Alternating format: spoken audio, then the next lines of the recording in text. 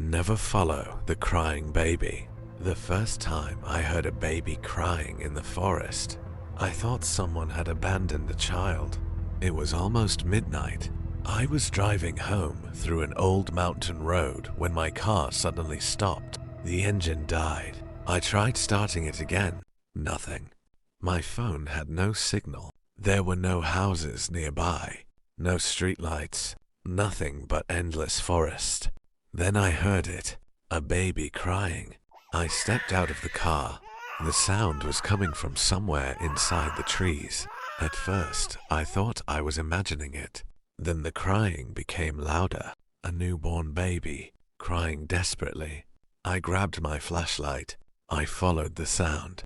I knew I shouldn't have, but the crying sounded real and scared. I walked deeper into the forest. The crying stopped. I froze. Then I heard it again, behind me. I turned around. Nothing. The crying continued. I followed it again. After several minutes, I saw something lying beneath a tree, a small white blanket. I slowly approached it. The crying was coming from underneath. I reached down and pulled the blanket away. There was no baby. Nothing. Just an empty blanket. Then I heard a woman's voice behind me. "Thank you." I turned around. A woman was standing between the trees. She was wearing a long white dress. Her face was almost completely hidden by her hair. I stepped backward. "Where is the baby?" The woman didn't answer. Instead, she smiled. Then she pointed behind me. I turned around. The forest was empty. When I looked back, the woman was gone. I ran. I didn't care where I was going. I just wanted to get back to my car. Then I heard the baby crying again. This time, it was coming from inside my car. I stopped. My car was still sitting on the road. The driver's door was open. I hadn't left it open. I slowly walked closer. The crying was coming from the back seat. I stood beside the car. I could hear the baby crying. Louder. Closer.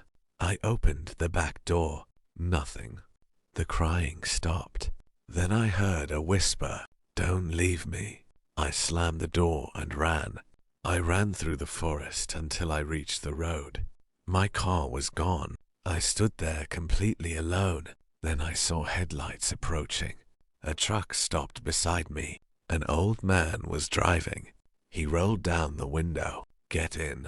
I jumped inside. As we drove away, I told him what had happened.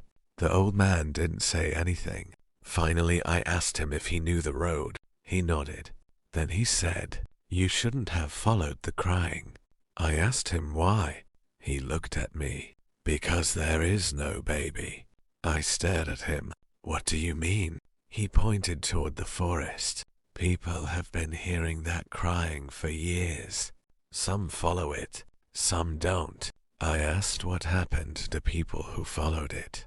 The old man didn't answer. Then I noticed something. His hands were shaking. I looked at the rearview mirror. There was something sitting in the back seat. A small figure, covered in a white blanket. I turned around. The old man suddenly shouted, "Don't look at it." I froze. The crying started again. But this time, the sound wasn't coming from the back seat. It was coming from the driver's side. I slowly turned toward the old man. His face had changed. His eyes were completely black, and he whispered, "Now it's your turn to follow." The truck suddenly stopped. The doors locked. The crying became louder, and then I heard my own voice coming from the back seat. "Please, come find me." The next morning, police found my car abandoned beside the mountain road. The engine was still running. The driver's door was open, but I was gone. They searched the forest for 3 days. They found nothing except a small white blanket lying beneath a tree. And according to the local police, the road still has a strange reputation, because every few months, someone reports hearing a baby crying in the forest after midnight. And sometimes, the crying is followed by another sound, a man's voice begging someone to come find him.